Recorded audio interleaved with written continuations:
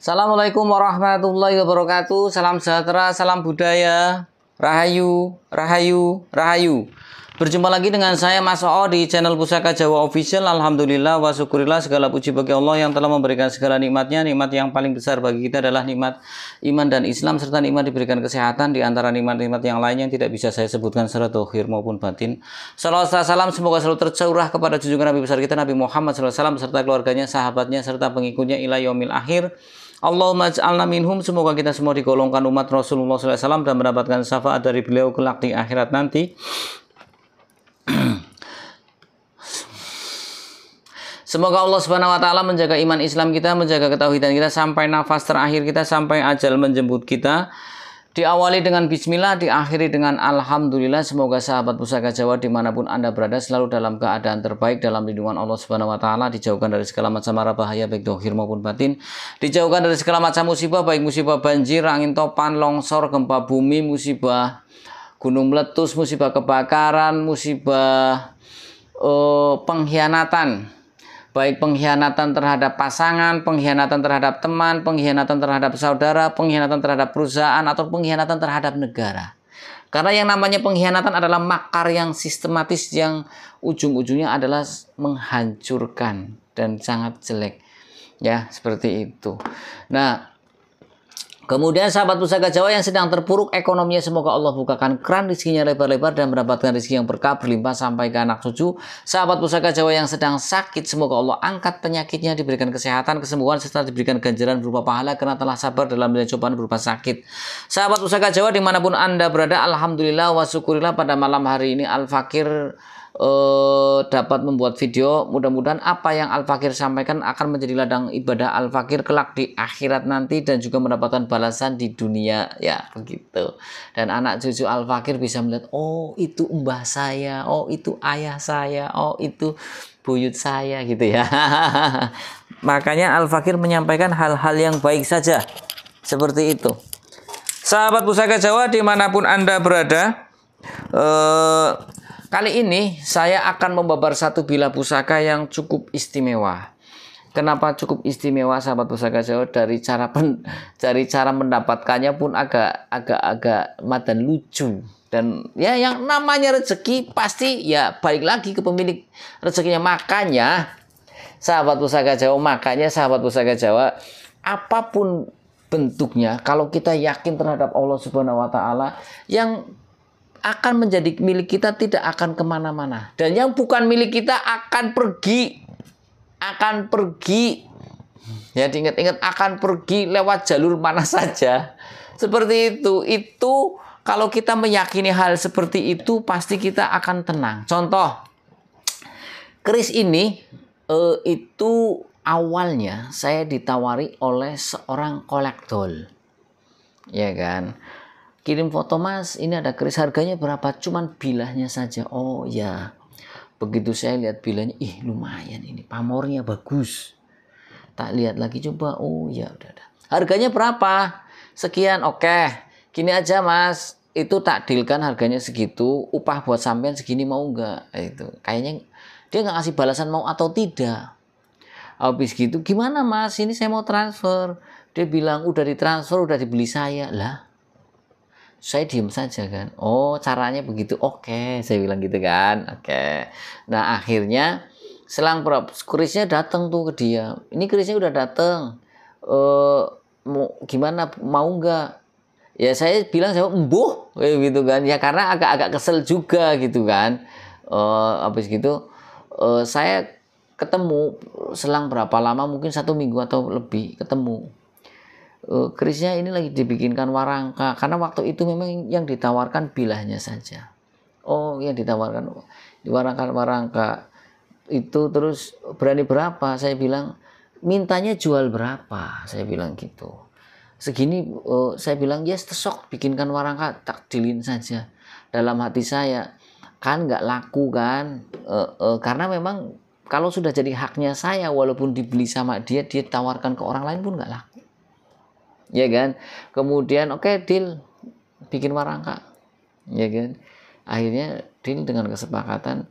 Ternyata mungkin batinnya kurang akeh bahasanya seperti, tapi kan tidak harusnya tinggal ngomong saja, Mas tambahin lagi dong ngasih upahnya gitu kan. Tapi ya sama aja.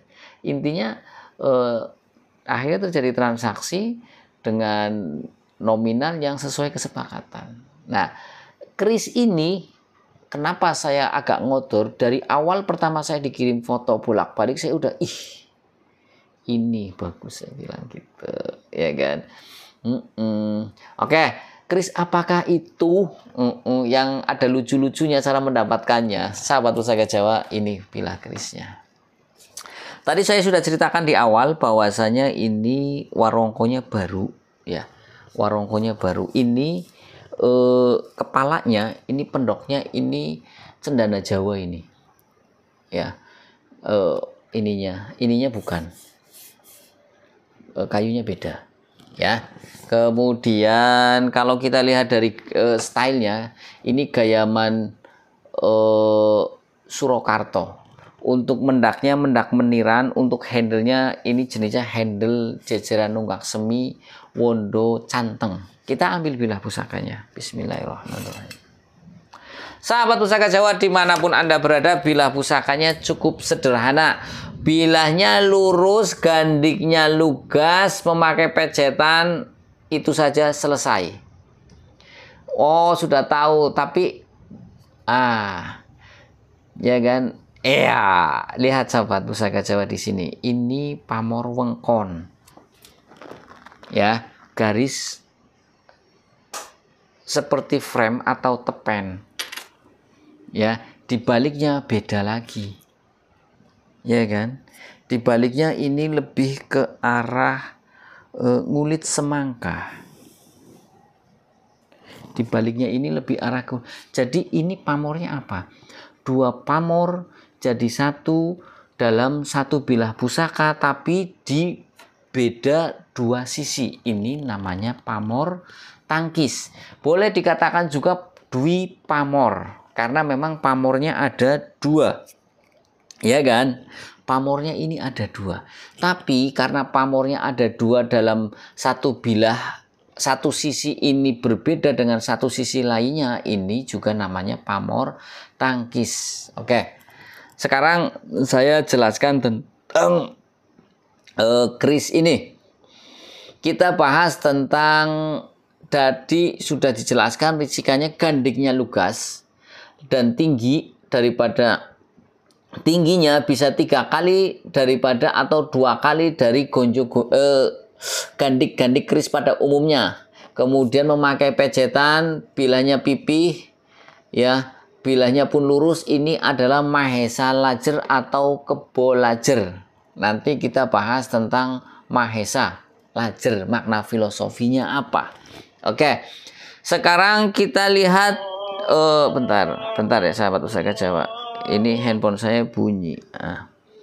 Sekarang kita lihat tentang pucukan bilahnya. Pucukan bilahnya ini ikutnya ngudup gambir, sahabat Pusaka Jawa. Kita ketahui pucukan bilah itu ada ngudup gambir, anggaba kopong, ambu tutuma, ada nyujen, ada nugi binetet, ada ngumyang, ada 6. Kemudian kita lihat pula di bagian pejetan atau blumbangannya. Nah, saya sering bilang pejetan atau blumbangan itu ada 2, yaitu bata rubuh dan adeg bata. Dan yang paling sering ditemui adalah bata rubuh. Seperti ini pejetannya. Pendek, ini bata yang berbaring atau rubuh. Nah, kalau yang ini adalah adeg bata. Kenapa? Karena panjang, seperti bata yang berdiri ya. Panjang sih ini. Paham ya? Oke. Kemudian kita bahas tentang gonjonya. Gonjonya ini adalah gonjo sebit rontal, sahabat Pusaka Jawa. Oke, gonjo banyak, ada sebit rontal, ada gonjo wilut, ada gonjo kelap lintah, ada gonjo wuwung, ada gonjo dungkul, ada gonjo sepang, ya banyak. Oke, sekarang kita bahas tentang panjang bilahnya. Mumpung masih ingat panjang bilahnya apa, sahabat Pusaka Jawa. Oke, panjang bilahnya berapa? Kita ukur dari gonjo sampai ke pucukan bilah 30 cm lebih sedikit. 30 30,5 cm. Artinya masih dalam batas keris normal. Oke. Sekarang kita bahas tentang pamornya. Pamornya ini cukup istimewa, tadi saya bilang. Yang bikin saya tertarik adalah di sini. Pertama awal dikirim foto ini. Berdiri, di foto begini berdiri. Saya bilang ini pamor wengkon. Karena pamor wengkon itu paling susah dicari. Pamor wengkon ya, bukan wengkon isen. Kalau wengkon isen banyak ketemu. Karena pamor wengkon atau frame yang di sini di tengahnya kosong, itu hanya bisa diciptakan oleh empu-empu yang jam terbangnya sudah profesional. Untuk mencapai sisi simetris dan yang lain sebagainya. Kemudian pamor wengkon ini tuah atau angsarnya pun dahsyat sahabat pusaka Jawa. Tadi saya sebelum bikin YouTube ini saya live streaming di akun TikTok ya, tak sebutkan lah, nggak apa-apa. Dengan kolektor Surabaya, saya juga bahas tentang pusaka ini. Saya bilang ke dia, saya akan babar pusaka ini sebelum saya bikin reguler spesial buat gitu. Oke, tak jelaskan. Apa keistimewaan keris ini Mas Oo? Pertama ada di bagian pamornya. Pamor ini jarang didapat. Kemudian pamor wengkon yang kayak gini itu jarang. Ya dulu saya punya pamor wengkon terbang kemana ya? Ke Tangerang apa ya? Dulu waktu pameran di Jogja itu ada keluarga keraton Jogja nyari pamor wengkon. Nggak ada yang punya pameran di situ nggak ada yang punya. Dia berani mahal. Ya, gitu. Nah, sekarang sahabat pusaka Jawa, kita bahas tentang makna filosofi dari pamor wengkon. Doa dan harapannya apa? Makna filosofi dari doa pamor wengkon adalah doa dan harapan dari sang empu maupun sang pemesan awal keris ini agar si pemilik keris dengan pamor wengkon ini mendapatkan perlindungan. Perlindungan apa? Perlindungan dari dalam maupun perlindungan dari luar. Perlindungan dari dalam apa Mas? Perlindungan dari hawa nafsunya sendiri. Artinya didoakan dari sang empu agar si pemilik pamor wengkon ini mempunyai pribadi yang baik. Perlindungan dari apa? Agar orang itu tidak boros. Kan dari hawa nafsu sendiri kan. Agar orang itu tidak berjudi. Tidak minum-minuman. Artinya menjadi orang yang baik. Kok bisa begitu pusaka? Kok bisa mempengaruhi? Bukan pusakanya yang mempengaruhi, doa-doa yang disematkan pada sang empu di bilah pusaka ini. Yang dipanjatkan kepada Tuhan yang Maha Esa, Allah Subhanahu wa Ta'ala, supaya si pemilik pusaka ini menjadi orang yang baik. Itu ya. Kemudian pamor wengkon juga melindungi si pemilik dari luar. Contohnya hal-hal yang negatif dari luar, baik fisik maupun non fisik. Kayak fisik ya dari gangguan dari bangsa manusia, yang non fisik dari gangguan tetangga sebelah, santet, gendam, ilmu hitam, teluh dan lain sebagainya. Ini pamor wengkon. Sekarang kita bahas tentang pamor yang di sebelahnya di sini. Ini adalah pamor ngulit semangka. Ya. Jadi ini pamor ngulit semangka. Pamor ngulit semangka sebagian pecinta keris beranggapan tuah atau angsar dari pamor ngulit semangka adalah agar si pemilik pamor kulit semangka ini pergaulannya luas. Luas dan luwes. Ketika pergaulannya luas maka erat kaitannya dengan kerezekian. Jadi kalau orang yang mempunyai pamor kulit semangka juga selain pergaulannya luas juga rezekinya ada. Kenapa? Sudah sering saya sampaikan, kita punya banyak teman, banyak saudara, itu rezeki gampang dicari. Karena kita hidup di dunia ini memakai syariat atau wasilah. Wasilah apa Mas Oo? Wasilah adalah perantara. Ketika kita mau mendapatkan uang, kita perantara bekerja pada suatu perusahaan. Ketika kita mau mencari uang, itu perantara transaksi dengan manusia. Manusia dengan manusia. Bener nggak? Apa dengan berdoa langsung tiba deblok duit? Ada, tapi kan jarang. Syariat yang umum, ya seperti itu. Kita dengan muamalah. Dengan bersosialisasi dengan manusia yang lain dalam kehidupan sehari-hari. Jadi pamor ngulit semangka adalah tergolong pamor untuk memperluas pergaulan dan juga termasuk untuk kerezekian. Oke ya. Nah, sekarang kita bahas tentang jenis besinya. Ya, jenis besinya ini berwarna hitam kehijauan. Selorok besinya pun ini jelas hitam kehijauan. Di sininya hitam kehijauan. Nah, ini jenisnya coba dari kejauhan kelihatan hijau kan? Nah, semu hijau. Ini adalah jenis besi pulosani. Biasanya besi pulosani kalau dicopot semua, kemudian dijentrikan ini bunyinya gur. Tuahnya adalah pertama, tuah dari besi pulosani adalah tulus. Kedua untuk kerezekian. Ketiga untuk kederajatan. Allah, Masya Allah. Sampai merinding, bunyi apa geluduk gede kali bisa dem gitu ya Allah. Sampai merinding ya Allah. Ini baru gledek, apalagi trompetnya malaikat Israfil, iya enggak? Israfil ya, malaikat Israfil, Masya Allah. Sampai ngepiar nih. Bunyinya bisa kayak gede dem gitu, ngeri kali. Mudah-mudahan kita dilindungi semua dari hal-hal buruk, dan sebetulnya gledek itu juga kan malaikat ya. Bahasanya malaikat bertasbih sajalah. Oke, sahabat Pusaka Jawa dimanapun Anda berada, ya. Jadi ini secara material besinya pun material bahan besinya pun pilihan, yaitu besi pulosani. Besi pulosani adalah besi yang paling cocok dibikin untuk pusaka. Bagus. Karena tuahnya tadi tulus, kerezekian dan kederajatan. Kalau rezekinya kita banyak, ada sih orang yang rezekinya banyak tapi derajatnya tidak naik di masyarakat. Artinya begini, ya dia cuma dianggap sebagai orang kaya saja. Tapi kalau yang ada dua, yaitu orang yang rezekinya banyak, derajatnya juga naik. Bisa saja dia dituakan, bisa saja dia menjadi seorang pejabat di wilayahnya. Ya, derajat kan banyak sekali. Oke. Nah, sekarang kita rangkum makna filosofi dari keris lurus. Keris lurus mempunyai makna filosofi agar si pemilik dapur keris lurus ini mempunyai keteguhan hati dan kekuatan iman. Ya, ini keris lurus. Jadi apapun kehidupan kita, semoga Allah menjaga iman Islam kita. Allahumma ya muqallibal qulub tsabit qalbi ala dinik. Ketika kita diberikan cobaan, semoga Allah menguatkan hati kita, memintanya kepada Tuhan Yang Maha Esa, jangan sampai kepada arah-arah yang dibenci oleh Tuhan kita, yaitu Allah Subhanahu wa taala. Karena namanya iman up and down. Jadi nanti sahabat Pusaka Jawa ketika memiliki satu pusaka lurus, sambil berdoa, ya Allah, dengan saya memiliki pusaka dapur lurus ini, berikan keteguhan hati dan kekuatan iman, dan hubungan saya dengan panjenengan lebih baik lagi. Karena makna filosofi dari keris lurus adalah hablum minallah, hubungan dengan Tuhan Yang Maha Esa. Oke. Ya, sekarang kita bahas tentang Mahesa Lajer.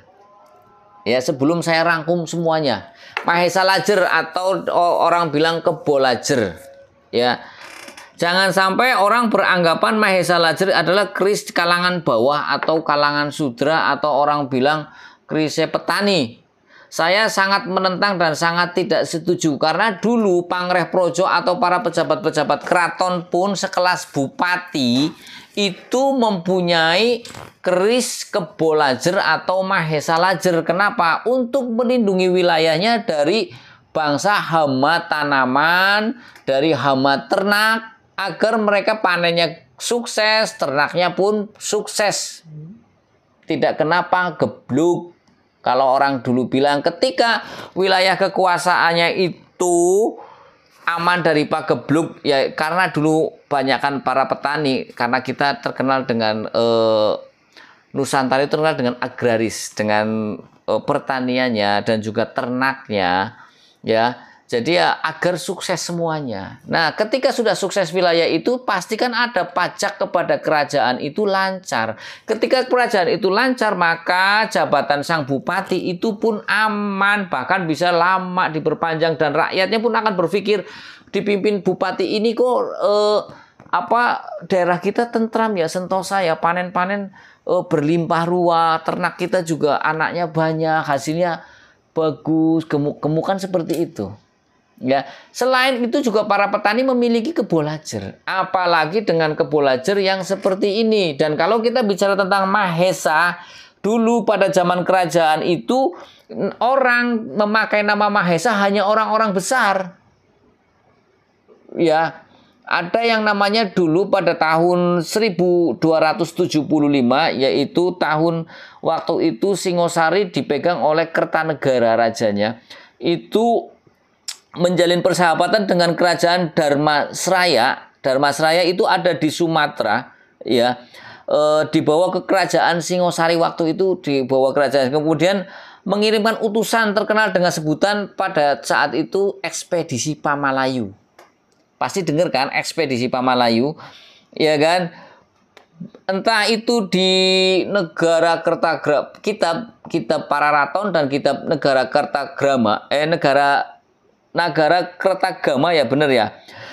Itu tidak menyebutkan nama utusannya, siapa pemimpin ekspedisi itu. Cuman ada salah satu kidung di Panji Wijayakrama menyebutkan nama utusan ekspedisi Pamalayu adalah Mahesa Anabrang. Mahesa Anabrang artinya apa? Kerbau yang menyeberang.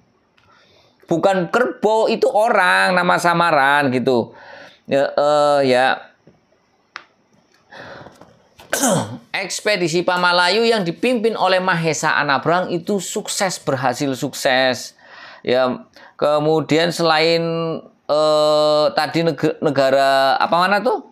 Dharmasraya, juga daerah Bali, Pahang, Gurun dan Bakulapura juga termasuk dalam wilayah di bawah kekuasaan Singosari, dan itu dipimpin oleh Mahesa Anabrang. Mahesa artinya kerbau. Ya, lajer artinya lurus. Jadi ini kerbau yang lurus karena ada kerbau yang bengkok, yang eluk. Nah, makna filosofinya apa, Mas? Ketika orang mempunyai dapur kebo lajer ini, agar orang itu menjadi orang yang tangguh, kuat baik fisik maupun batin. Karena kerbau itu ketika membajak pada saat hujan pun jalan, pada saat kemarau pun jalan. Kemudian kerbau mempunyai watak yang ulet. Ya, wataknya ulet, tangguh. Nah, tidak banyak ngomong. Walaupun kerbau itu tidak bisa ngomong. Ibaratnya kalau kita jadi manusia, lebih banyak bekerja daripada banyak bicara atau banyak menuntut.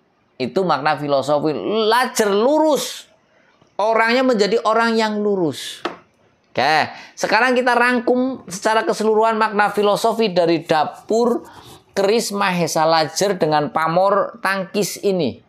Pamor tangkis sendiri artinya adalah menangkis. Artinya menghalau sesuatu yang buruk, baik dohir maupun batin. Dohir ya umpamanya kita mau dicelakakan orang, ketika maaf nih, ketika diserang Allah memberikan keselamatan. Yang batin baik itu dari santet, baik dari sirik omongan tetangga ataupun yang lain, fitnahan-fitnahan, kita diberikan keselamatan. Ya, nah kita rangkum sekarang. Doa dan harapan dari Sang Empu dari pamor tangkis, yaitu pamor wengkon dan pamor ngulit semangka, adalah agar si pemilik pamor ini diberikan satu perlindungan baik dari dalam diri sendiri, kejahatan diri sendiri, yaitu bersifat boros, minum-minuman, madon, ya mabok-mabokan dan yang lain sebagainya, agar kita menjadi orang yang baik. Kemudian kita mempunyai pergaulan yang luas dan rezekinya banyak, karena di sini dilambangkan pamor ngulit semangka. Ya, kemudian karena didasari dengan bahan besi pulosani, maka diberikan kerezekian dan kederajatan yang tinggi pula. Ya, kemudian dengan nama Mahesa Lajer kita menjadi orang yang pekerja keras, tangguh baik fisik maupun batin. Kemudian hubungan dengan Tuhan Yang Maha Esanya pun lancar, karena di sini lajer artinya lurus, laku lampahe, tindak tanduknya pun benar secara norma agama maupun norma negara, aturan agama maupun aturan agama seperti itu. Nah, sekarang kita lihat dari pasikutanya, sahabat Pusaka Jawa, dari pasikutanya. Coba. Ya, sahabat Pusaka Jawa bisa lihat nih. Ini pasikutanya wingit, sahabat Pusaka Jawa, kemudian berukuran sedang, ya kan? Terus besinya ini terlihat basah. Ini memang terlihat basah, sahabat Pusaka Jawa. Terlihat basah. Pamornya tergolong kalem dan berkesan mengambang, ya. Kemudian gonjonya, sirah cicaknya pendek. Lihat sirah cicaknya di sini. Ini estimasi adalah Tangguh Demak. Tangguh Demak tergolong tangguh era setelah Mojopahit turun atau bahasa lengser ya, Mojopahit lengser, karena Demak itu pendiri utamanya adalah Raden Patah, anak dari Brawijaya kelima ya, anak Brawijaya kelima dari istri Campa yang yang diasingkan ke Palembang, melahirkan namanya Jinbun. Kemudian itu nama Cinanya karena Ratu Campa itu kan kalau sekarang mungkin Thailand ya, Campa itu Thailand ya, saya Thailand. Jadi Ratu Kuning itu karena memang kulitnya kuning. Terus Raja Brawijaya menghasilkan anak namanya Jinbun. Jinbun kemudian menjadi Raden Fatah. Aslinya Raden Fatah, bahasa Arab. Cuman karena ilate wong Jawa ngomongnya Patah, Raden Patah. Sebetulnya nama bahasa Arab Raden Fatah. Seperti itu. Ya. Nah, kemudian kita bicara tentang Demak. Demak itu tergolong kerajaan Islam karena itu ikutnya Kasultanan Demak. Ketika kita mendengar nama Kasultanan, berarti Sultan itu adalah raja dari era masa-masa Islam. Dan kalau Kasultanan rata-rata rajanya adalah laki-laki. Nah, setelah Demak baru pertama Mojopahit runtuh, lahir Demak, anak dari Raja Mojopahit kan. Nah, Islam di situ di era Demak itu Islam berkembang pesat karena dibantu oleh organisasi kewalian yang terkenal yaitu organisasi Wali Songo. Ya kan, ada Sunan Derajat, ada Sunan Bonang, ada Sunan Giri, ada Sunan Kalijaga, ada Sunan Gunung Jati, ada Sunan Kudus, terus apa lagi? Ada Sunan Gresik, ya ada siapa lagi? Ada Sunan Bonang tadi udah disebut belum? Ya, ada Sunan Ampel, 9. Ya, jadi perpadu antara Jawa Tengah, Jawa Timur, Jawa Tengah katakan perwakilan ya yang banyak orang tahu tuh ya, Sunan Kalijaga. Jawa Barat Sunan Gunung Jati dari Kerajaan Cirebon. Dari Jawa Timur ada Sunan Ampel, ada Sunan Gresik, ya kan, banyak dari Jawa Timur. Itu bersatu, seret, gitu. Lahirnya Kasultanan Demak dan peninggalannya sekarang itu adalah Masjid Demak. Kerajaannya kemana? Konon katanya kerajaan Demak itu berpindah di Pajang. Setelah itu Pajang, ya kan, mantunya Raden Mas Karebet, ya kan. Nah, Pajang runtuh, kemudian lahir Mataram Senopaten atau yang diprakarsai oleh Panembahan Senopati. Nah, sudah tahu ya, dari Mataram nanti turun lagi Senopati ke Sultan Agung, Sultan Agung Amangkurat. Nah, berarti kalau kita bicara tentang Tangguh Demak, tergolong Tangguh yang mana? Ikutnya Sepuh. Mojopahit ikut Tangguh Sepuh loh ya. Gitu, Mojopahit ikutnya Tangguh Sepuh, dan ini runtuhnya Mojopahit, lahirlah Demak, dan ini estimasi adalah Tangguh Demak. Ini layak untuk koleksi. Ini dari segi fisik pun masih bagus. Dari pamornya pun langka, yaitu di pamor ini saja sudah langka nih. Di pamor Wengkon ini sudah langka, apalagi ditambah pamor tangkis. Di sininya kanan kirinya berbeda. Ini pamor Dwi Warno. Tapi karena dalam satu sisi berbeda maka disebut pamor tangkis. Perpaduan dua pamor yang berbeda pada salah satu sisi keris namanya pamor tangkis, yang lebih arah untuk menangkis hal-hal yang negatif baik dari fisik maupun dari non fisik. Non fisik ya bisa santet, bisa omongan tetangga, fitnah-fitnah seperti itu, orang yang tidak suka. Kemudian juga di sini dijelaskan ada pamor tadi pamor Wengkon untuk perlindungan dari diri sendiri, kejahatan diri sendiri, kerezekiannya ada, kederajatannya ini keris komplit, dan juga ini keris cocok dipakai untuk siapa saja yang ingin derajatnya tinggi, yang ingin kebunnya sukses, yang ingin ternaknya sukses, yang ingin rezekinya banyak. ini cukup di sini. Satu keris pun cukup di sini. Artinya doa dan harapan dari sang empu ditumplak nakabin gini. Ditumpahkan ke semua kebilah keris ini. Dari segi bersihnya pun bagus. Oke ya sahabat Pusaka Jawa dimanapun Anda berada. Sahabat Pusaka Jawa yang baru nonton channel YouTube saya, silahkan pencet tombol subscribe, like, share, and comment. Kemudian pencet tombol notifikasi lonceng untuk mendapatkan video-video ter-up to date dari saya. Ya, apabila ada salah-salah kata saya minta maaf, kesalahan mutlak milik saya, kebenaran milik Allah Subhanahu wa taala. Yang ingin request nama dapur silahkan komentar di kolom komen. Jika ada saya baper, jika tidak buat PR, jika tidak maafkan minta dimaafkan. Saya minta doanya kepada sahabat Pusaka Jawa semua agar saya diberikan kesehatan, dijauhkan dari makar pengkhianatan baik dari pasangan hidup, baik dari teman, baik dari keluarga maupun yang lainnya. Karena saya benar-benar ampun dengan yang namanya makar itu. Kadang kita serigala berbulu domba, kita tidak tahu. Tapi setidaknya ketika kita mempunyai pusaka, ini saya rasakan sendiri loh. Orang yang tidak baik dengan diri saya yang kelihatannya baik, tapi di belakang tidak baik, tersingkir dengan sendirinya. Kenapa? Ya mungkin berkait koleksi pusaka. Pusaka kan tetangga sebelahnya pada nggak terima. Mereka kan bisa ngikutin ini baik apa nggak. Akhirnya mereka dijauhkan dan dibuka aib-aibnya. Sehingga akhirnya saya dijauhkan dari mereka. Walaupun awalnya kita tidak menerima. Kok saya nasibnya begini ya? Kok saya begini ya? Kok kalau dipikir lagi, oh sisi positifnya. Oh begini, biar saya tidak terlalu banyak berhubungan dengan orang toksik yang banyak merugikan pada diri kita. Baik pasangan hidup, baik teman, ataupun yang lainnya. Kalau kita semua baik dan buruk apa yang terjadi pada diri kita merupakan berkah dari Tuhan Yang Maha Esa. Mudah-mudahan kita bisa mensyukurinya. Ya walaupun terakhir, yang penting endingnya kita bersyukurlah.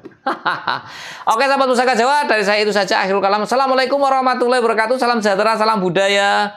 Rahayu, rahayu, rahayu. Alhamdulillah.